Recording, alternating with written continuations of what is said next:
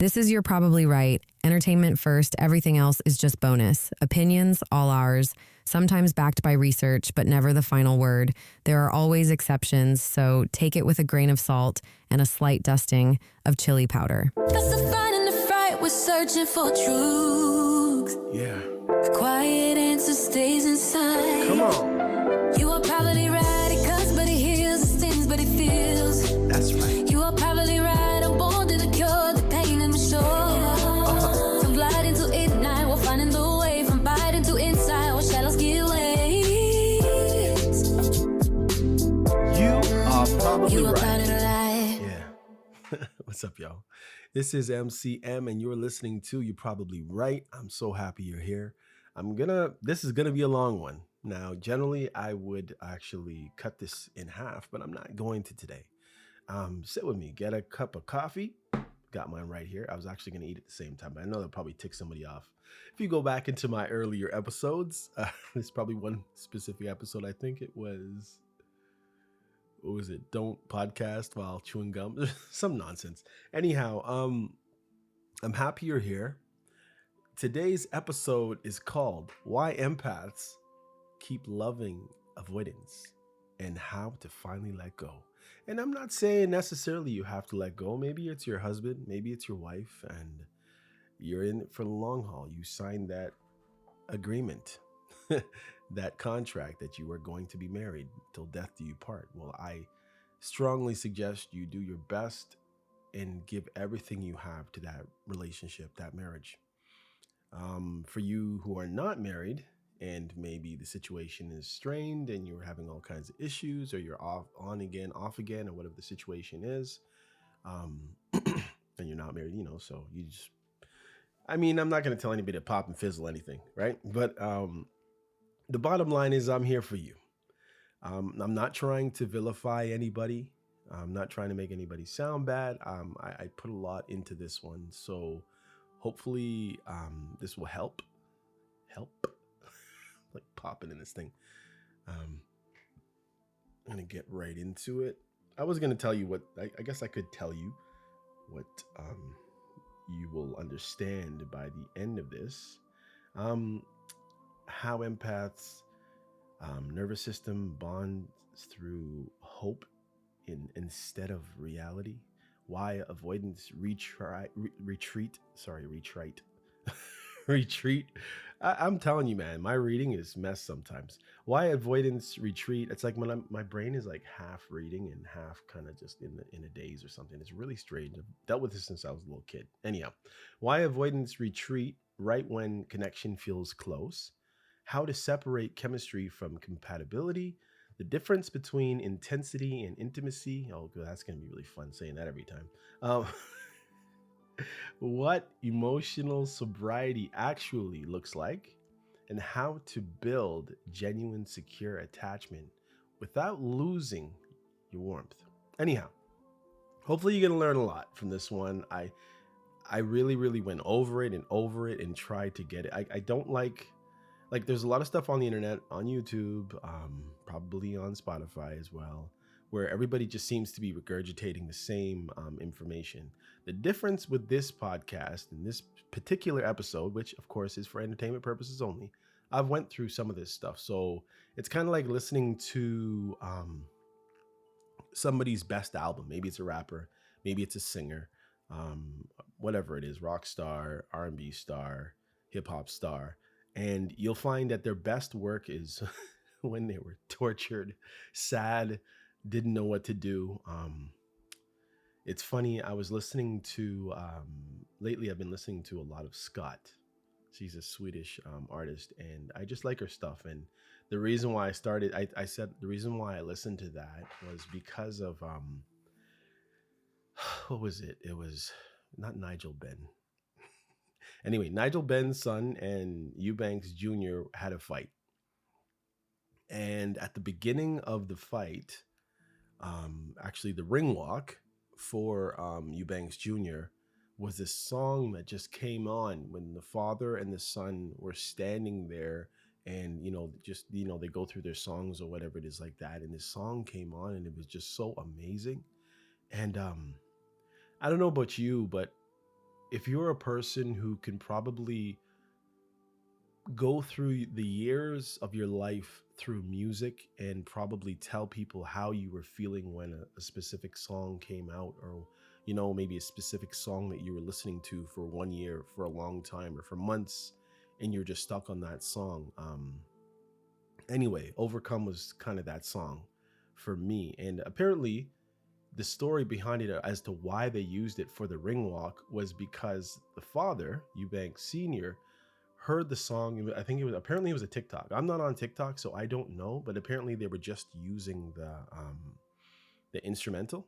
So anyway, that's where that. So maybe you want to check it out. It's called Overcome by Scott, and that's Skott. Anyhow, and then I started listening to all of other stuff, and there's some wild. Apparently, she's like, I would say she's an A artist, but maybe she has like a B, or like some sort of a cult following or something like that. But she's definitely, I would say, like a good artist to definitely you should like listen to, because I don't know, I think she's just an amazing artist, and I think that she just really knows how to put music together, I would say, is the best way I can put it anyway. So check it out. Anyhow, here we go. You ever meet someone who seems to wake up your whole nervous system? Not through chaos, but through familiarity? Like your soul recognizes them even before your mind has time to reason it out? And yet, over time, you start realizing that what it felt like, safety, what felt like connection, starts turning into confusion, silence, and distance. That's what happens when an empath crosses paths with an avoidant. Now, I don't think I'll be really explaining the two, but you can get an easy definition on wherever. It's everywhere. Attachment styles. And I've probably talked about it in previous episodes, but because this one is so long, I'm not going to go through it. And I probably could have just explained what they are instead of that little soliloquy. Anyway. Uh, anyhow. And no, this isn't a diagnosis. It's a pattern. A reoccurring, invisible, emotional rhythm that two people can fall into without even realizing it. One gives, the other retreats. One feels deeply, the other suppresses. One needs closeness to feel calm, the other needs distance to breathe. And the tragedy is that both are trying to love, but they're playing on two different emotional frequencies. For the empath, the connection feels spiritual, magnetic, rare. They want to help. They want to understand. They want to give of themselves. They want to give anything that they have. They want to love the avoidant through their pain, thinking maybe if I'm patient enough, gentle enough, steady enough, they'll finally trust me.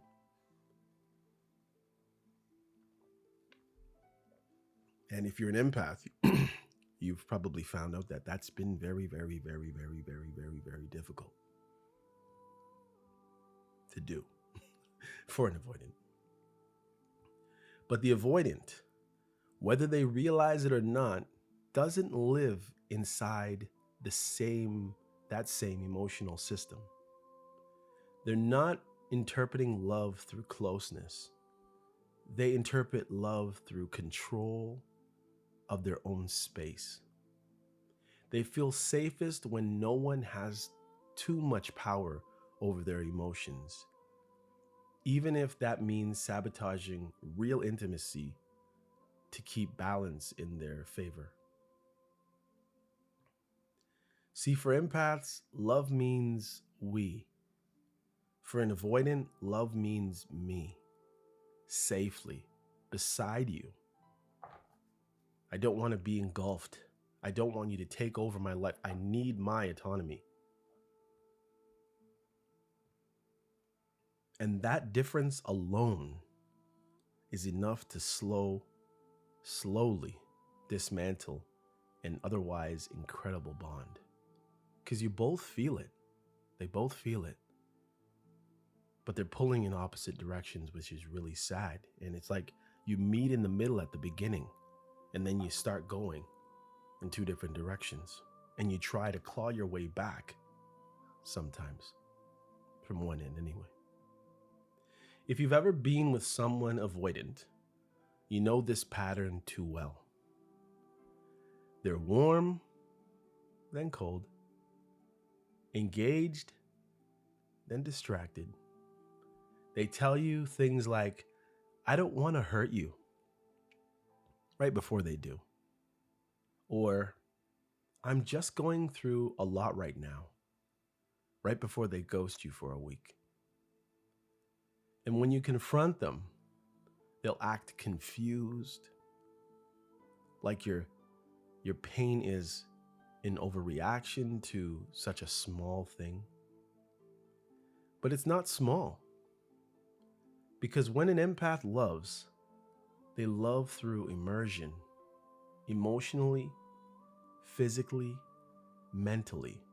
And that last one is really, really difficult. And you imagine your emotions, imagine your actual physical body, but mentally, that can take you and throw you for a crazy loop. You might throw yourself into financial struggle trying to help an avoidant. I'm sure some of you have. And you're here right now listening to me trying to figure out how to straighten your life back out. And I know that's real. Listen, they start seeing that person in everything. Their routine adapts. Their inner peace depends on stability. And so when that connection suddenly becomes unpredictable, it shakes their entire sense of safety. Now here's the brutal irony. Avoidants are often drawn to empaths, not because they want to hurt them, but because they want to feel loved in a way that seems unconditional. And empaths are really good at that. Empaths make them feel safe enough to open up. But as soon as the safety gets too real, the avoidance system panics. They start to feel trapped, obligated, or exposed. And then comes the pullback. They don't even always do it consciously. They might start working longer hours, spending more time with random friends or old friends, creating tension over small things, or suddenly losing eye contact, like they're hiding something or running from something inside of themselves. And for the empath, that pullback feels personal. It feels like rejection. It's almost dizzying. And I can say for some, probably actually dizzying. It feels like, what did I do wrong? I've given all that I could give. I've given beyond what I should have given. As a matter of fact, I probably shouldn't have given a lot that I've given. And in some circumstances, people might look at it as love bombing when it wasn't. It was just I was giving out of my heart. But at the same time, I had no business doing what I did. It's not always what you decide to do. It's the effect on the person when you do it and what you do to them. But the truth is not about what you did. It's about what they can handle. And that's the thing, they can't handle it. Many avoidants, you've given and you've given and you've given, and some feel embarrassed for receiving all kinds of things from you. Giving your time, giving your love. Maybe you've bought them things, tried to fix things, do things. Avoidants can't stay where they feel emotionally overpowered. They'll tell you they want closeness, but the second they get it, they push it away, then punish themselves later for losing it. Meanwhile, the empaths who runs on connection keeps trying to fix it. If it was myself, like it has been in the past, I would call myself an idiot probably. Not calling you an idiot. I'm just saying myself when I look back on the mistakes that I've made. Not realizing they're feeding the same loop. It's just destroying them. You can spend months, even years trying to decode them. You start thinking, maybe if I just love them better. Not louder, but smarter. Maybe they'll finally see I'm not here to hurt them. Maybe they'll finally 100% choose me. But avoidance doesn't need proof. It needs control. And the moment you hand over your emotional peace to someone who's undecided about whether they even want to stay, you've already lost yourself. That's the silent heartbreak of empaths. They're not broken because the avoidant rejected them. They're broken because they betrayed themselves, trying to be chosen by someone who can't stay. They're chasing someone who isn't chasing them. They're bleeding for someone who may not even hand them a Band-Aid. And I'm not saying in reality, I'm sure the average person will hand you a Band-Aid, but you understand it's like your lifeblood is being drained out of you. And they can't help you. They're just trying to find autonomy. They're just trying to take control of their life and their emotions. So today, this isn't about blame. It's about awareness. Because once you understand this emotional equation, this pattern of approach and retreat, of giving and withdrawal, you'll start to reclaim your power. You stop making the push-pull for passion. You stop seeing silence as mystery. You stop waiting for someone who already showed their limits. And that's where we begin. And that was a long beginning, guys. Hold on, I just want to see where we are here. My goodness, we're already at 18 minutes or something. Where are we? Yeah, man, just after. Okay. Anyway, I gotta go. Sorry. All right. So check it out. The cycle, attraction trigger, withdrawal repair. Check it out. Let's talk about the cycle, because almost every empath avoidant connection follows one. It starts with magnetism, moves through misalignment, and ends in emotional exhaustion. But if you look close enough, it's always the same story told in different order, or told in a different order. Sorry, let me just finish this coffee right quick.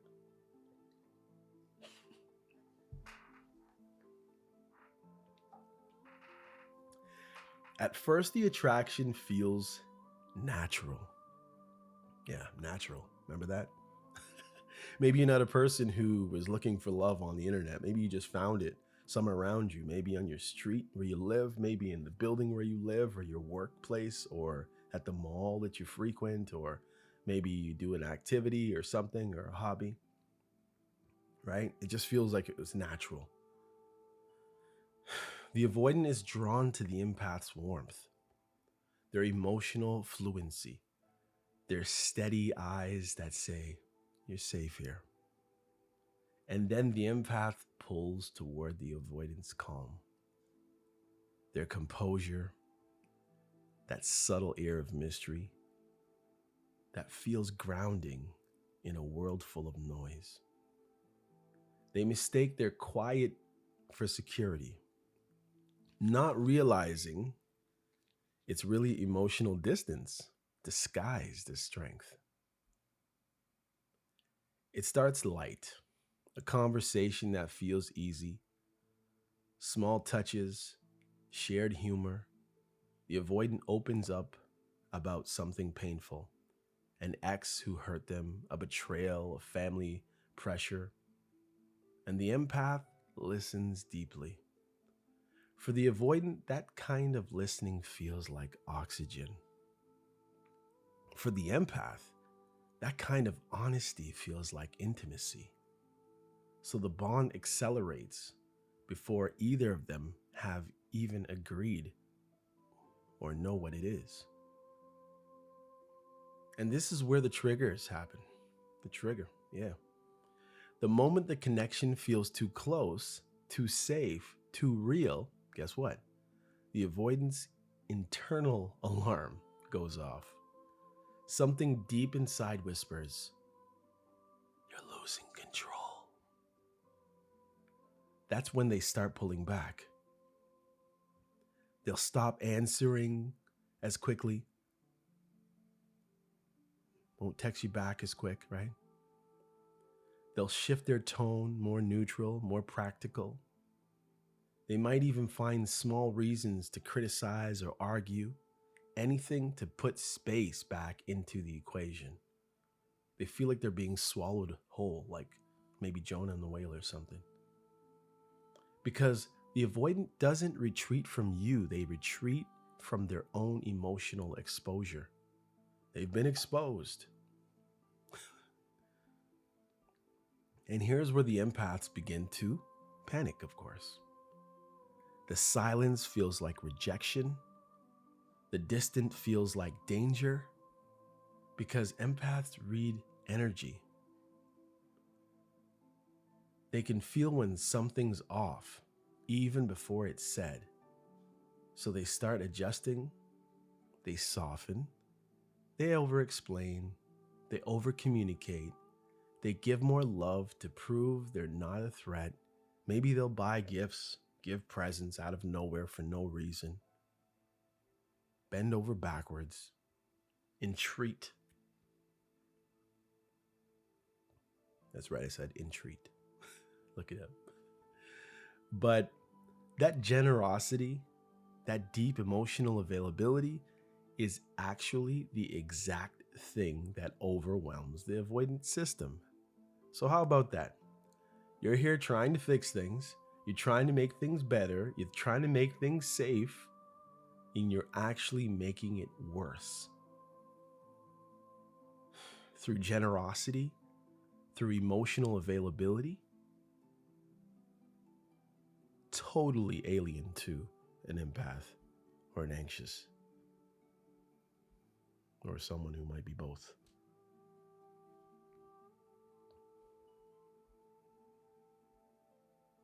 They start to see care as pressure, affection as a demand, closeness as a risk.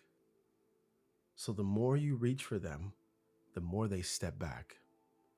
And then you find yourself stuck in the worst kind of loop. The pursue, withdrawal cycle. For the empath, this stage is torture. Torture. That's right, I said it. Torture.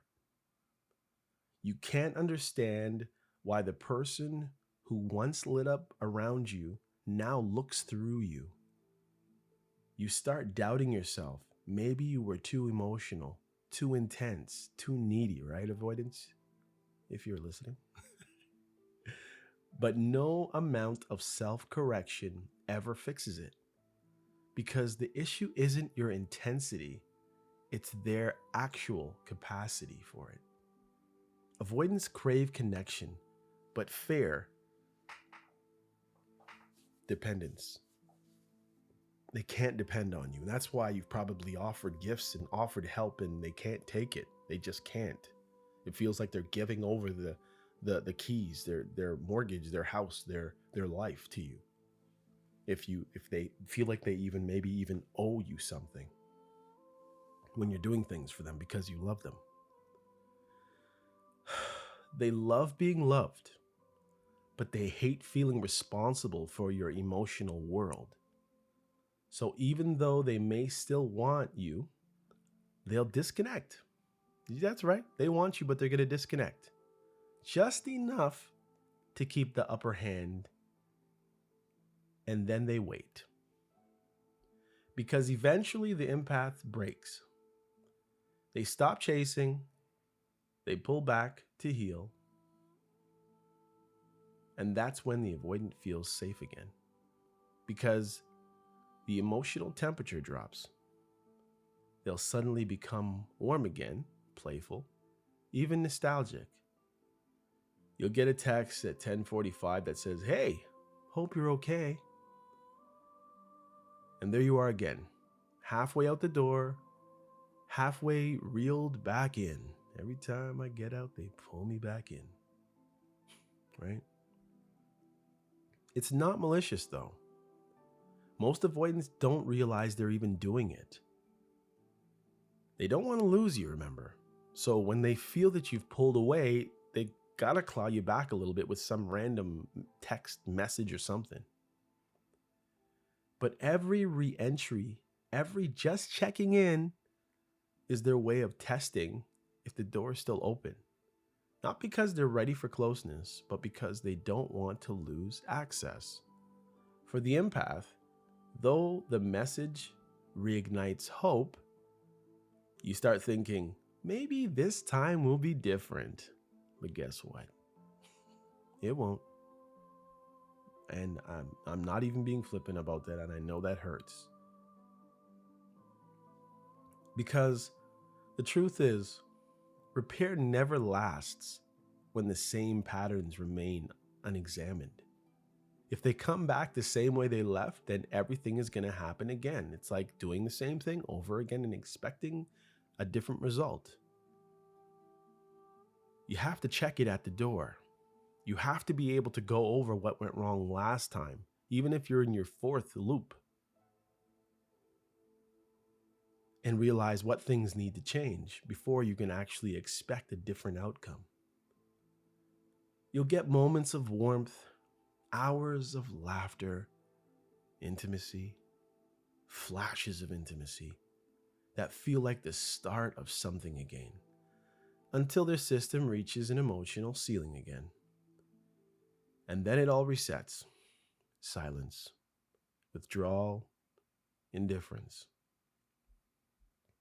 And here's the catch. The empath starts to normalize the pain. You start telling yourself, that's just how they are. You accept crumbs. That's right, little breadcrumb for you. Aunt Hansel, a little bit for you, Gretel.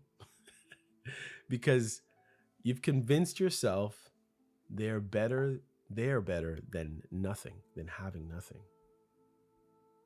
You defend them to your friends, of course, if you have any.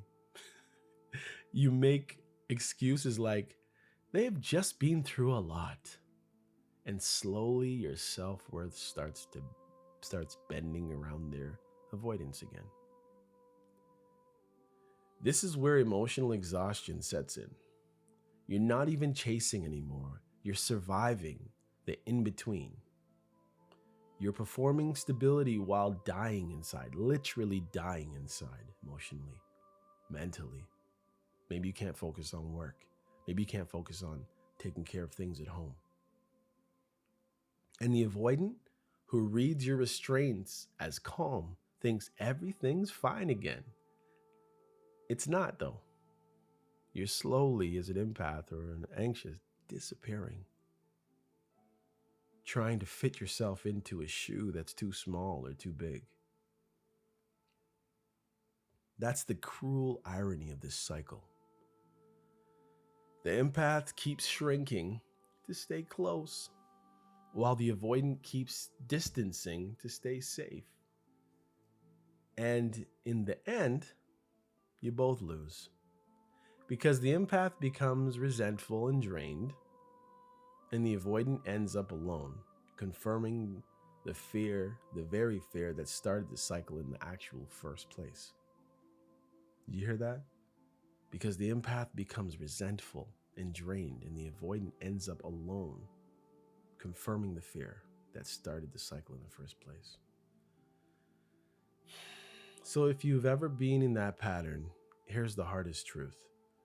You can't love someone out of their avoidance. You can only love yourself enough to stop enabling it. Because an avoidant will never feel ready until they feel safe. And it makes sense, right? And they'll never feel safe until they learn to face intimacy without equating it to losing control. That's not your job to fix. You can try to help them, but they have to get there on their own, actually. You can give them the reading materials, the videos to watch if you want. And even that, you got to be careful. Because it'll be like you're judging them. And then it'll be just arguments, right? But it is your job to recognize the signs, to stop mistaking inconsistency for mystery and confusion for chemistry. Because every time you let yourself be pulled back in, you're reinforcing their comfort with keeping you at arm's length. You teach them that your heart will wait, that your boundaries always bend, and that's how the avoidant keeps winning a game they don't even realize that they're playing. The only way to break the cycle isn't confrontation. It's contrast. You stop reacting. Did you hear that? Stop reacting. You stop explaining away everything. You stop waiting. You replace their silence with self-respect and doing stuff for yourself. Going places, being with other people, finding hobbies, doing and keeping those commitments to those hobbies or those clubs or groups, church, whatever it is you do. Because the moment they feel that the absence of your emotional caretaking, they'll finally face their own emptiness. And if they're ever going to change, that's where it starts. Imagine that. You got to leave them alone. Not with your patience, but with your absence. You have to make up in your mind. And you don't need to make a grandiose statement like, you know what? I feel like the way that you are is torturing my life, and now I'm going to step aside or I'm going to step back. Right? It's not an announcement, because once you're still making announcements, you probably haven't made it. If you're probably trying to just convince yourself that that's what you're going to do. But when you really feel it, you're just going to step back. It might go to radio silence straight up because you've had enough. That's the cycle. And it always ends up one of two ways. The empath burns out or wakes up. Next, the empath's mistake, confusing intimacy with healing. Let's talk about the biggest misunderstanding empaths carry. The idea that love can heal someone who doesn't want to be healed. Imagine that, eh? See, most empaths grew up reading the room before they could even read words. They learned early how to anticipate emotions, how to keep the peace, calm the storm, soften the blow. It's not just a skill, it's survival for them. So when they meet someone emotionally guarded, their instinct isn't to run, it's to help. They see the avoidance walls and think, I can reach them. They hear, I'm not ready, and think, I'll be patient. Okay. They feel the silence and think, they just need a little reassurance. They just need to feel safe. And before long, the relationship stops being about love and becomes some sort of a rescue. But here's what most empaths don't realize. When you try to love someone's pain out of them, you stop being a partner and start being a therapist. You become the emotional safety net for someone who never plans to climb on their own. And that's how you start confusing intimacy with healing. When the avoidant opens up even a little, the empath feels a rush of meaning. It's not just about what was said, it's about what it represents. It feels like progress, like trust, like love. But what the empath sees as emotional evolution, the avoidant often sees as temporary relief, a way to self-soothe before pulling back again. You think you're building connection, but you're really building dependency. Because in their world, actually, you become the calm they visit, not the home they build. And the empaths keep investing time, energy, patience, money, because the moment of closeness feels like proof. Just a moment, just little moments, right? Like Will Smith, just the moments in Hitch. Was that the movie? Yeah. You tell yourself, they wouldn't let me this close if they didn't care. But here's the truth. They care in their way, not in your way. They can love you and still withhold themselves. They can miss you and still not move towards you. They can want you and still avoid you. And that's where the empath loses themselves, because they don't understand. In the constant guessing, the constant interpreting, the constant trying to make sense of someone who doesn't even make sense to themselves, that is wild. And I'm just saying that as an empath. It really is. Like, I'm going to read that again. I know I probably shouldn't, but yes. And that's where the empath loses themselves, in the constant guessing, the constant interpreting, the constant trying to make sense of something and someone who doesn't even make sense to themselves. Because to an empath, love is clarity. Love heals all. To an avoidant, love is chaos. You're both reaching for someone, say the same piece, but from opposite ends of the spectrum. The empath keeps offering more, thinking it'll create balance, but the avoidants read that as intensity, pressure, and danger. They start shutting down, emotionally zoning out, acting detached. I got something to do, got places to go, people to see. Not to punish you, though, but to protect themselves from what they perceive as a loss of control. Meanwhile, the empath starts to mistake that detachment for punishment. They start walking on eggshells, managing tone, softening truth, trying not to trigger withdrawal again. And the more you regulate yourself to keep them close, obviously the less of yourself will actually be there in the relationship. And when you decide, or when your natural self kicks in, you might seem like an alien to them, or maybe even to yourself. I don't know why I'm behaving this way. It's because that's who you are. You start losing your spark, the very warmth that attracted them in the first place. You think you're being patient, but really, you're just erasing yourself.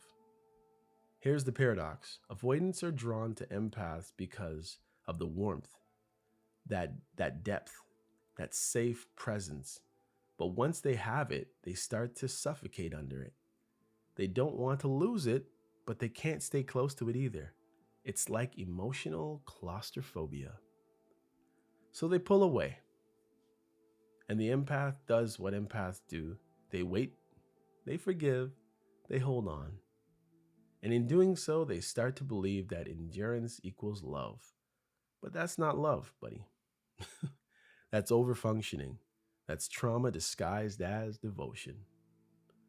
You see, the empaths believe love can fix, but love doesn't fix in this situation this way, not this type of love and not this type of issue.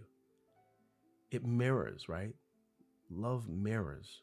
It shows people who they are. It reveals whether they're ready to be seen. And an avoidant who hasn't faced themselves will always see your love as exposure, right? The light turns on, not comfort. They'll see all their misgivings and all the stuff that they're lacking, all the problems. They'll say things like, "You deserve someone better," but they really mean, "You're seeing too much of me." They'll tell you they're not ready, but what that means is, "I can't stand feeling vulnerable." And they'll keep you hanging because losing your validation hurts more than actually losing your love. Strange, right? For some of us, right? And that's what makes the empath's heartbreak so deep. You don't just lose the person, you lose your mission. You built your identity around helping them heal. And when they leave, it feels like failure. It feels like a slap in the face. It feels like you've been left on an island. You feel like maybe you're Tom Hanks in that movie where he's just stranded. I can't remember what the movie was called. He's just by himself in the volleyball. And he calls him Wilson, right? Because it's the Wilson volleyball. You question your worth, your intuition, your capacity to love. But that pain, that collapse, that's actually the beginning of clarity. Did you hear that? Because the truth is, you were never meant to be their cure. You were meant to be their mirror. And when you finally stop trying to repair them, you'll start repairing your actual self. And that's when you realize the version of you that needed to earn love by saving others doesn't need to actually exist anymore. You can still be kind, you can still be warm, you can still be giving without losing yourself in the process. Be yourself. Stand up for yourself. Stand up for what you believe. Healing isn't about becoming less empathetic. It's about learning to direct the empathy inward, to hold space for yourself the way you've always held it for others, to let go of people who mistake your care for control, and to understand that if someone keeps showing you they're unavailable, guess what? The most loving thing you can do for both of you is to stop knocking on that door because it's locked. Because if an avoidant ever truly wakes up, it won't be because you stayed. Yahtzee. It's because you finally left. As sad as that sounds. That's when they'll see what real loss feels like. Not punishment, but consequence. It might not just take a month. It may not take 3 months. It might take a year. It might take 2 years. Sadly. Empaths need to understand leaving isn't betrayal. It's boundary. You matter.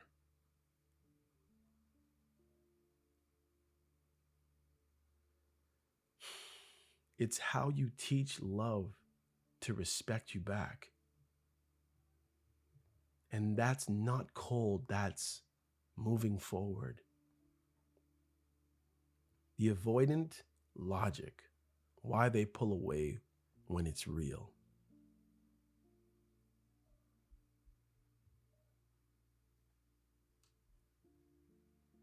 All right, let's step into the mind of an avoidant. Not all avoidants, of course, right? There is nuance to all of this, of course. So nothing's exact, because we're all people who've dealt with different things in life, right? Life experiences makes us sometimes an amalgam of many different things. But if it rings true, it rings true, right? Because if you've ever loved one, you already know logic doesn't live where their heart does. They can say they care about you and still pull away when you finally let your guard down. They can crave connection, but guess what? They panic when it arrives. They want closeness, but only if it's on their terms, measured, predictable, and controllable. So, what's really going on? Why do they push away the very thing they say they want? Why is their intimacy and sudden coldness almost cold enough to end the relationship? To understand that, you have to go back, not to your story, but to their story. Most avoidants didn't grow up neglected, at least not in the obvious ways. They had food, they had shelter, maybe even affection, but what they didn't have was emotional safety. They learned early, and possibly through a relationship when they became an adult, that expressing need or vulnerability came with a cost. Maybe their feelings were dismissed. Maybe they were told to be strong. Maybe the people they loved were inconsistent. There, but not there. So the avoidant learned to survive by turning inward. They built walls. They built independence. They built quiet pride around not needing anyone. They became masters of self-soothing, whatever that takes, or whatever that looks like. Shutting down emotions before they become too much. They built their identity around being fine. I'm fine. Maybe they ending love relationships and getting into physical relationships, although they love the person that they love, the one with the emotions and all that stuff, but the other one that they're with, it's just physical. And that's hard for the avoidant, and it's hard for the empath as well, especially when they're on the other side of everything and on the outside of everything. But that's the coping mechanism. That emotional firewall doesn't vanish just because they meet someone loving. If anything, real intimacy actually activates it, because love demands openness. Love demands being actually seen. For an avoidant, being seen feels like exposure, like danger. When an avoidant starts to care about you, their old survival system gets confused. Their brain associates closeness with vulnerability, and vulnerability is pain many times. So instead of leaning in, they have no choice but to retreat, just enough to feel like themselves again. That retreat isn't always about dramatic, or isn't always dramatic. Sometimes it's subtle, a change in tone, fewer texts, a change in the type of text, of course, shorter conversations. They might even start distracting themselves, working more, talking to friends, filling every gap with noise, anything to avoid feeling dependent. Because dependence to them equals weakness, and weakness equals loss of control. Here's what's wild. Most avoidants don't want to hurt you. They genuinely believe they're protecting both of you from something messy or doomed. They tell themselves stories like, I'm doing them a favor, or they deserve someone who can give them more. But in reality, those are escape routines disguised as self-awareness. It's not clarity. It's avoidance dressed up as maturity. And that's why they can sound so convincing when they say things like, I just don't have time for a relationship, or you're amazing, but I can't give you what you need. What they really mean is, I can't face how much I want this without feeling like I'll lose myself in it. See, love exposes them. It shows them how much they crave what they've spent years pretending not to need. It's challenges. They're illusions of independence. And that illusion, that's their safety blanket. It's not that they don't want love, right? They just want love without feeling. And that's pretty much impossible. So when things start getting real, when you show consistent affection like you think you're supposed to, or emotional depth, or offer them stability, they start to crumble internally. You'll see it in their eyes first. The hesitation, the guarded look, then the withdrawal begins. They'll tell you they're tired, busy, stressed, not in a good place mentally. They'll say they need space, they got to take care of some stuff, life's hectic. But what they really need is to calm the storm that love just woke up inside of them. Avoidants don't process emotion in real time. They compartmentalize it, seal it off until it leaks out later. In guilt, in regret, in random late night texts that say, hey, just thinking about you. But they never follow through because following through means facing the very fear that built them. And here's the part that breaks you if you're an empath. They do miss you. They think about you when they're quiet.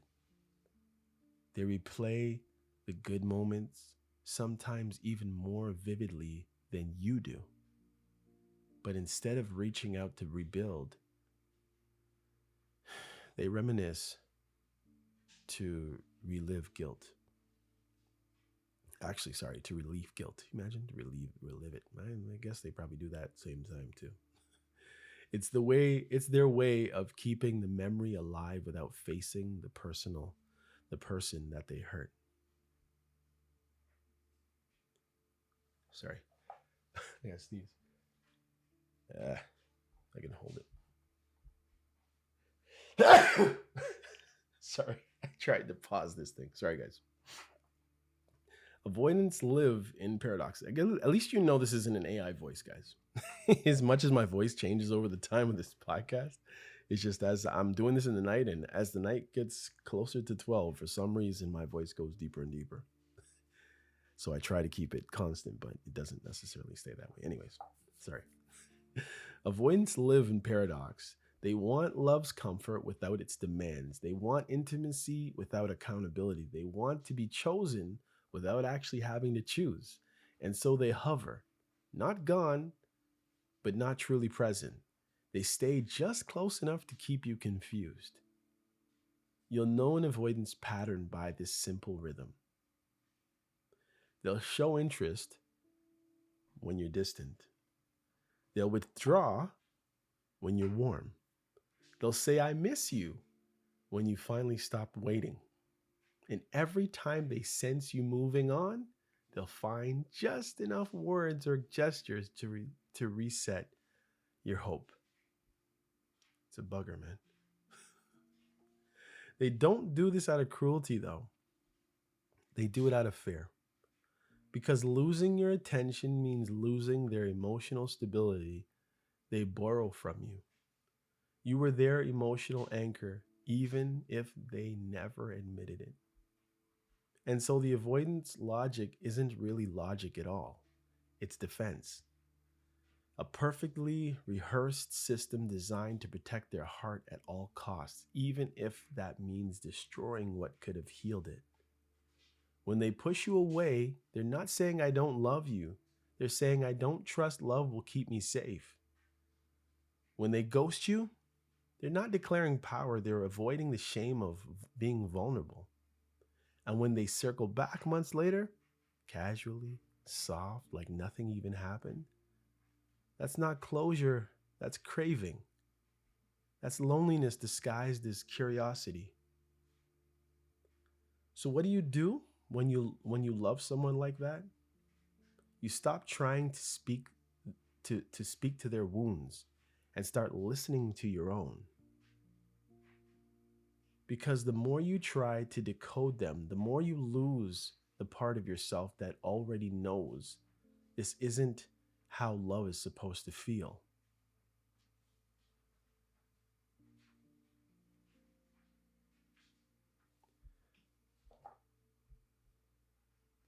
Listen, avoidance avoidant doesn't need your perfection. They need their own reckoning. And sometimes the most loving thing you can do is to step away and let life, not you, teach them what connection really costs. Because love isn't supposed to feel like waiting to be chosen. Love isn't supposed to feel like you're walking on emotional eggshells. Love is supposed to feel like peace, not tension disguised as chemistry. So when you finally stop trying to decode their silence and start honoring your own truth, that's when the real healing begins.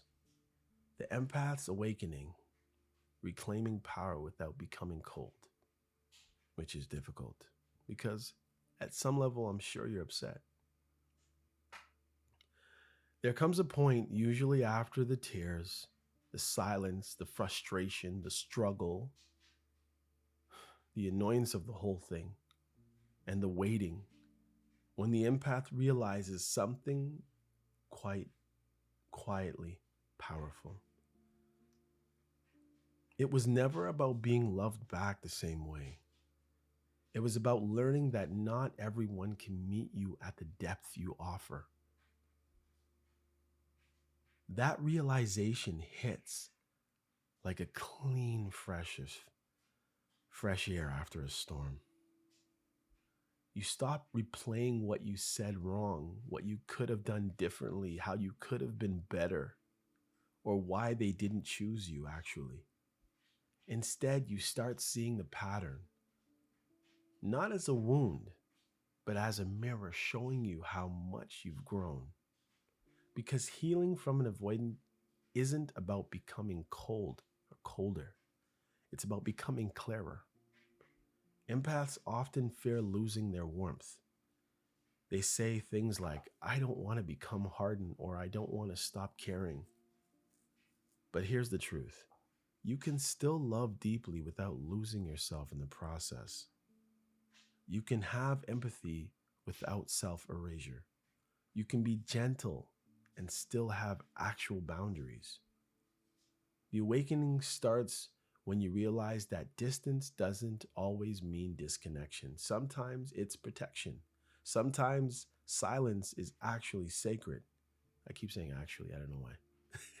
It's the moment you stop. I'm not reading everything, by the way, guys. It's the moment you stop explaining your worth to people who already know it because for whatever reason they don't value it.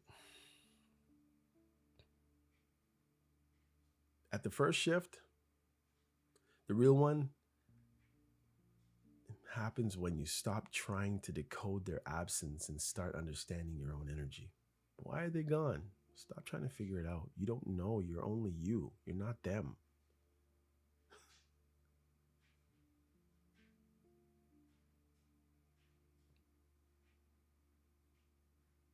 You begin to notice the way your body tightens when you chase peace instead of living it.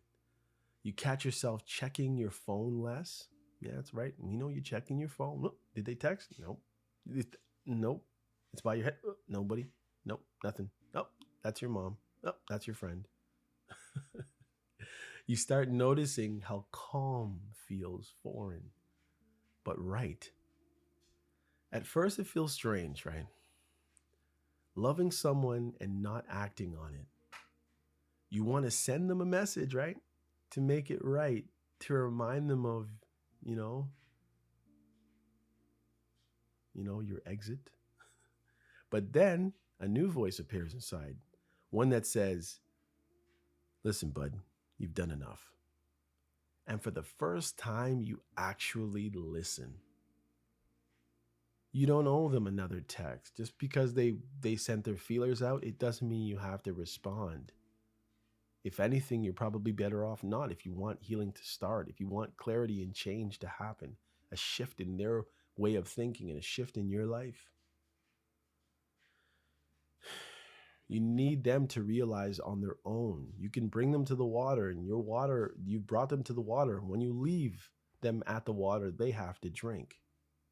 If you try to feed them, then you're doing nothing but making everything just turn into that loop again.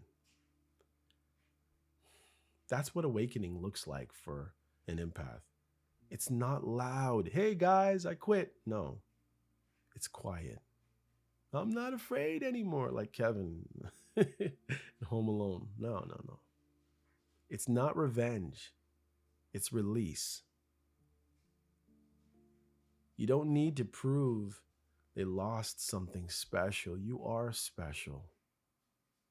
Please know that. I know it's difficult and you don't feel special because they haven't treated you like you are, but you are special. They'll feel it when their peace never feels as warm again. As sad as that sounds. It's not exactly the notebook you were hoping for, right?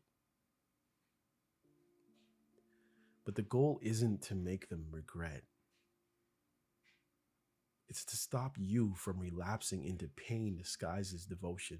Because when you're in the orbit of an avoidant long enough, you start confusing anxiety with passion, uncertainty with chemistry, tension with importance. And that is not love. That's an addiction. Breaking that addiction means getting comfortable with your own company again. It means relearning what silence feels like when it's not waiting for a reply. It means building small, steady habits that remind you you're a whole person, not because someone returns energy, but because you never stopped having it in the first place. Empaths heal through purpose. You don't move on by forgetting. You probably won't. You move on by reinvesting your energy into you and into something else that gives back. Pouring your passion, your compassion back into something that deserves it.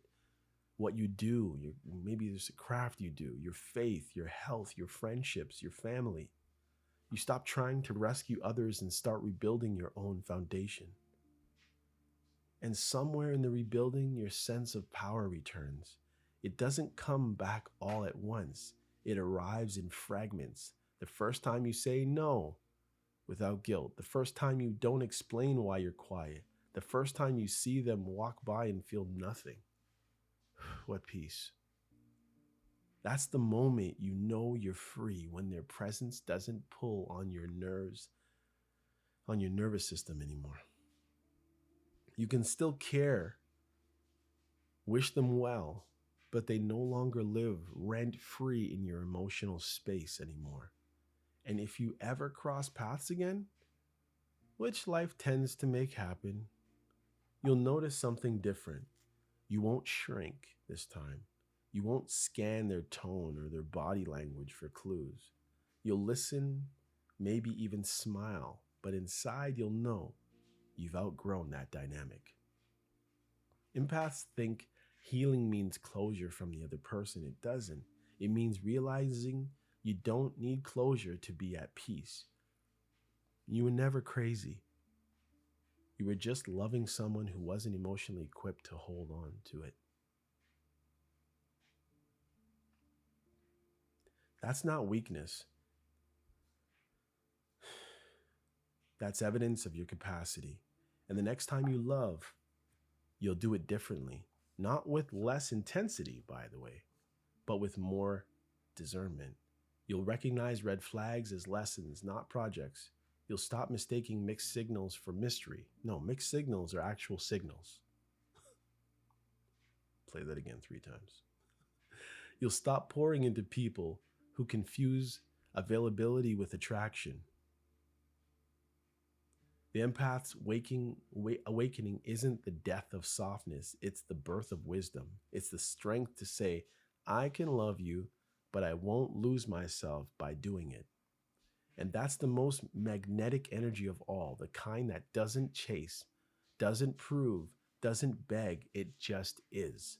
Because when an empath finally reclaims their peace, they stop being a mirror for someone else and become a light for their own path. Although I would say to you that Jesus is the light, and the light is in the Word of God. I just want to put that in there, just being honest. And one day, far removed from confusion, the longing, the endless overthinking, you'll look back and realize that the ending wasn't punishment, it was a redirection. It was life saying, you've learned enough through pain, it's time to learn through peace. And that's the awakening. Not new you, the real you finally unhijacked.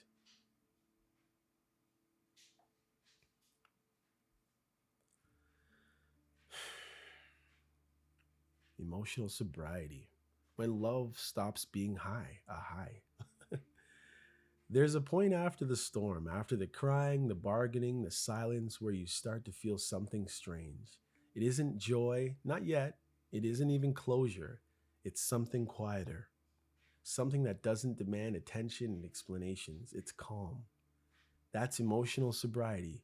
It's the moment love stops being a high, when you stop craving the intensity, the chase, the validation, when you finally understand that peace doesn't mean boredom, it means safety. Most people don't realize this, but emotional addiction is real. When you love someone who gives you inconsistency, affection one day, silence the next, warmth today, cold tomorrow, your nervous system becomes hooked on the unpredictability. Every time, every text, every glance, every near touch becomes a small hit of dopamine. It's chemistry disguised as connection. And because empaths feel so deeply, that push-pull becomes intoxicating.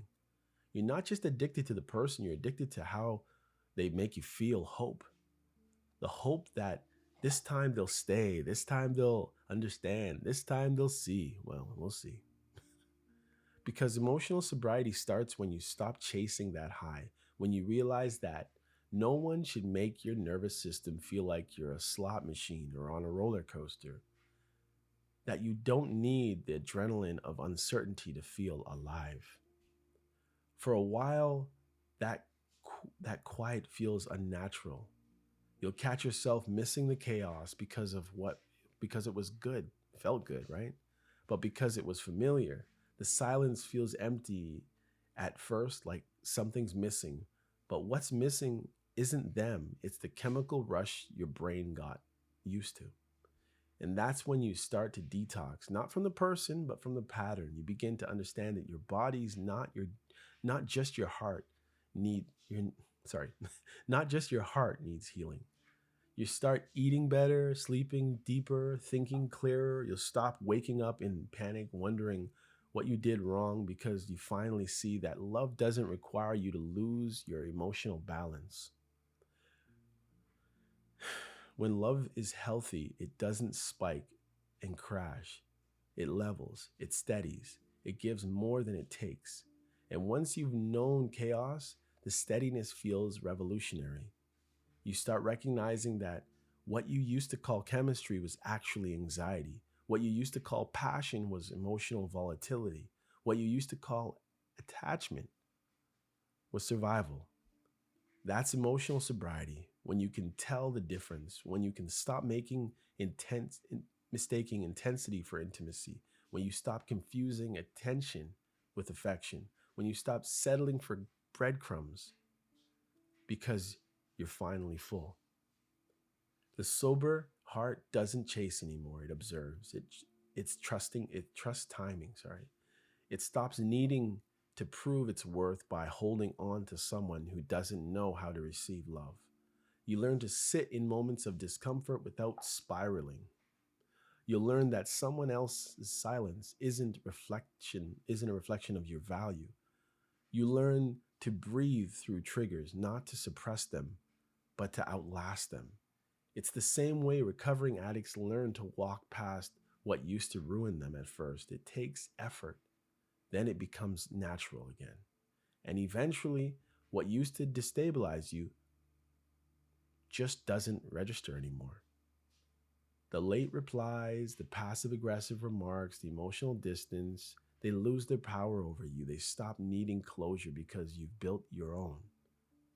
That's when you start seeing the beauty of simplicity instead of love, in steady love. In mutual respect, in honest communication, you realize how rare consistency is in the world obsessed with drama. And you start craving peace instead of passion that burns through you. Emotional sobriety doesn't mean you stop feeling. It means you stop bleeding for every feeling. You can still fall in love, but this time you'll fall with awareness. You know what's up. You know what's going on. You will be able to believe your eyes, but you'll be able to know what's going on at the same time, and you won't be falling. You'll recognize the signs of emotional unavailability before you sink into them. You'll know that someone's intensity on day one doesn't equate or equal commitment on the 10th day. You'll also know that love doesn't have to feel like a rescue. You don't have to be needed to be wanted. That someone choosing you isn't proof of your value. You are proof. And when someone new enters your life, you won't perform, you won't shrink to fit their comfort zone or over-explain your empathy. You'll listen to your body, not just your heart, because now your peace is sacred ground. You'll protect it like oxygen because it is. And it's what keeps you steady when life tests you again. Emotional sobriety doesn't promise a life without heartbreak, by the way. It promises a life where heartbreak doesn't destroy you. You'll still feel deeply, but you'll recover fast or faster. You'll learn the art of release. You'll start saying things like, I love you, but this isn't healthy. Wait, you'll start saying things like, I love you, but this isn't healthy, and mean it actually. You'll walk away before collapsing. You'll see their patterns and choose not to participate in the madness. I added the madness, but I shouldn't have. But you won't participate because you'll see what's happening. You'll say, nope, not going into that pothole again. That's not coldness, that's mastery. Because the sober heart isn't numb, it's clear. It doesn't confuse love with longing. It doesn't confuse pain with proof. It knows the right connection doesn't drain, it sustains. So when people ask how you finally let go, you'll tell them truth. You didn't stop loving them, you stopped abandoning yourself. And that's the moment everything changes, because one taste of peace, chaos will never taste the same again.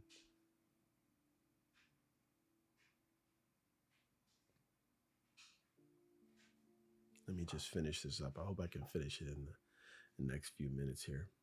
Let me just get this off here. Sorry, guys. All right. And breaking the cycle. Learning secure attachment after chaos.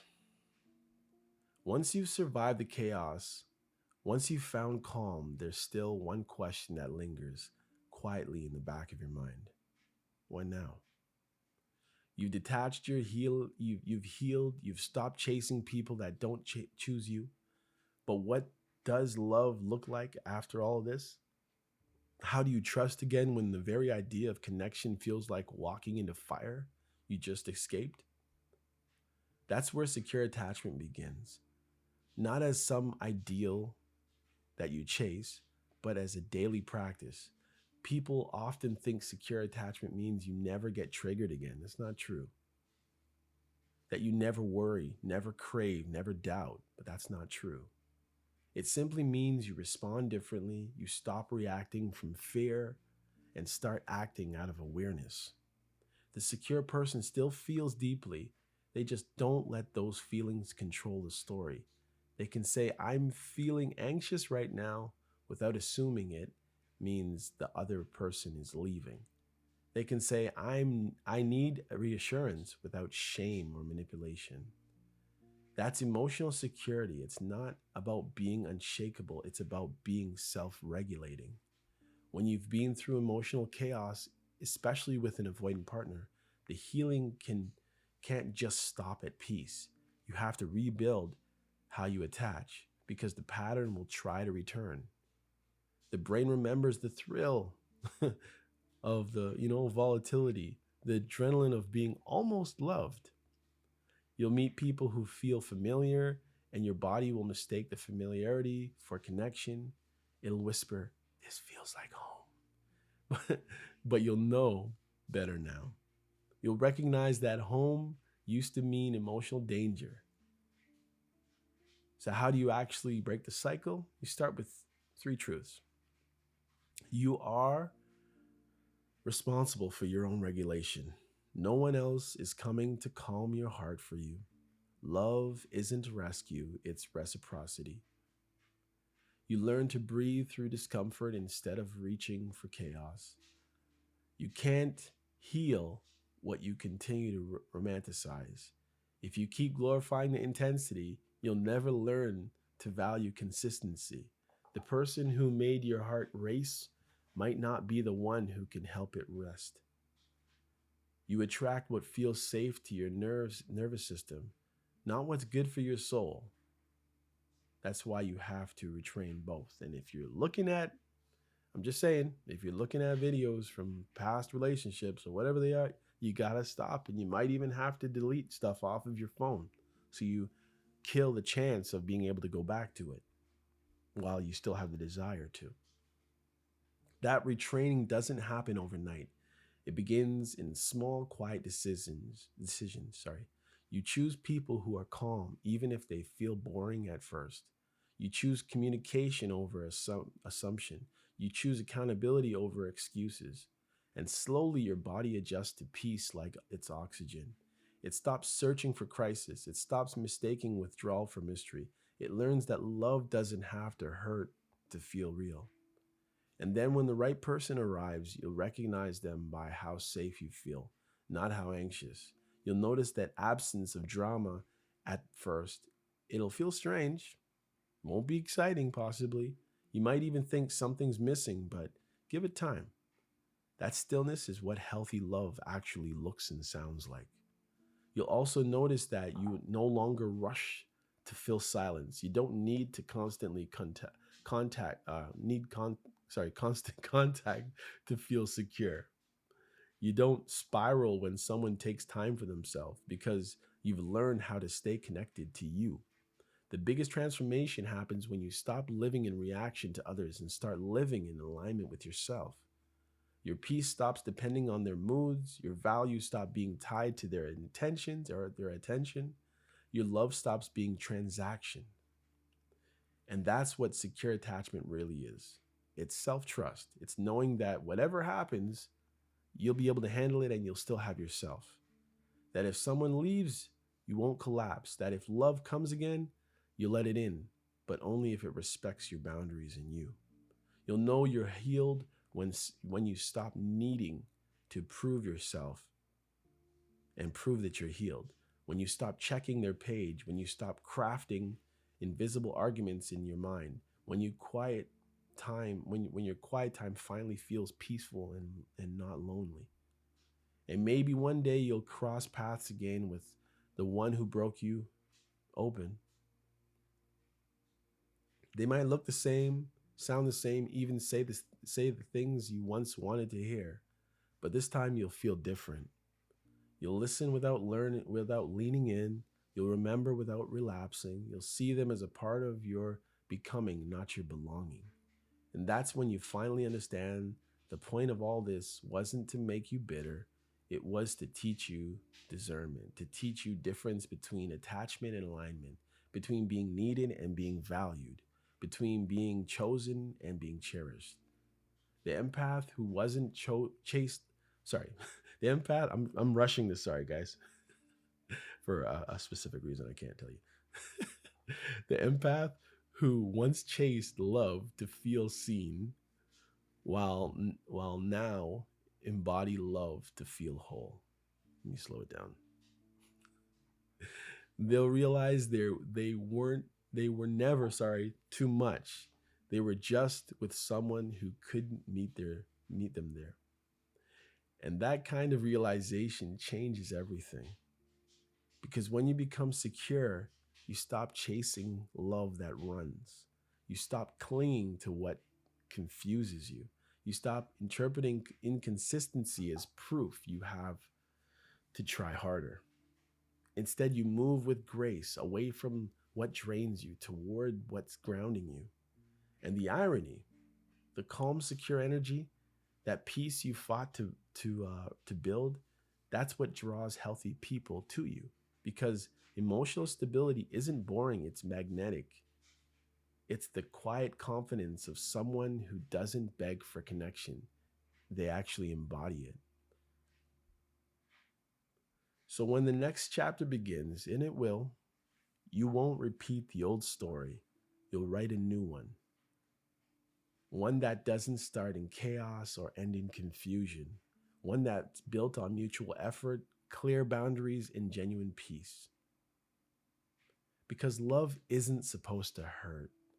It's supposed to heal. And when you've learned that lesson the hard way, I guarantee you'll probably never forget it. So if you're listening to this right now, maybe still acting, maybe still aching, maybe still wondering why it had to end that way. Remember this. You're not healing to prove you're over them. You're healing to return to yourself. And that's the story worth living. Because once you stop chasing the wrong kind of love, you finally have room to receive the right kind. All right, guys. I hope this meant something. I hope you felt this. I honestly didn't want to, and I was trying to leave a little space for me to say something here because the file's getting long. I really just need you to understand that you are important. And maybe you don't feel that you've been treated that way. Maybe you haven't been treated like you're enough, and you haven't treated yourself like you're enough. Always trying to do more, trying to reach more, bend more. That's not the way. Anyhow, guys, if you know somebody who needs to listen to this, or maybe you need to listen to this again, I strongly encourage you. As I said, I tried not to make this a cookie cutter, what everybody else is offering on this avoidance. Avoidants are the devil. And empaths are the sweetest people ever. You know you got your own issues and you need to work on them as well, right? That's what this was all about. Hopefully you get and understand. I did repeat things in different ways, kind of like one of those multiple choice questions that sound the same as 15 questions before, but it's just to get you to kind of really live and hear and understand. And maybe one part meant a lot to you and one part didn't mean so much to you, but hopefully something hit. As I said, I'm not a professor of anything. This is my research. I didn't steal this from anywhere. But yeah, I mean, it's going to sound familiar to some people, probably other people who know what they're talking about too. No, I don't know. Anyhow, this has been a long one. As the Hodgkins would say, this was a dang good show. Anyhow, y'all, see you next time. This was episode 271. I hope you liked it. Take care, and I'll see you next time, okay? Peace out. Hey, come check out You Probably Right podcast. Society is getting more unpredictable every day, but at the same time, predictable in its unpredictability. Say that 4 times real fast. Come with me as I attempt to find clarity in all the fog while staying way outside the box and kicking the box way down the road with my size 12 dogs. I use the Bible, experience, education, fortune, misfortune, life's lessons, life's mistakes to sort through all the mess. I talk about news, God, God, self-help, sports, sickness, health, music, parenting, love, humbleness, hurt, pain, joy, and all the things that might make you say, I never thought of it that way. Hopefully, anyway. Also, I take a stab at answering tough and not so tough questions, and all the while, understand that, listen, Sometimes you end up in the hot seat and there's no thermostat. Well, that's how it is here. And because there's no topic, well, very few topics off the table, Torontonians will understand that Doug Ford reference there. Hopefully the podcast will be helpful and uplifting. And hey, maybe you'll find your own private Idaho here somewhere. Hope to see you soon.